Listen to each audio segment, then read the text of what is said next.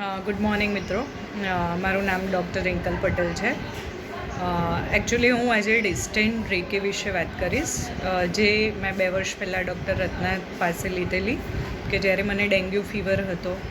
I M on medication four 3-4 days, અને એના પછી 5 દિવસ હું એડમિટ હતી. છતાંય મારું એસજીપીટી લેવલ કોન્સ્ટન્ટલી વધ્યા જ કરતું હતું.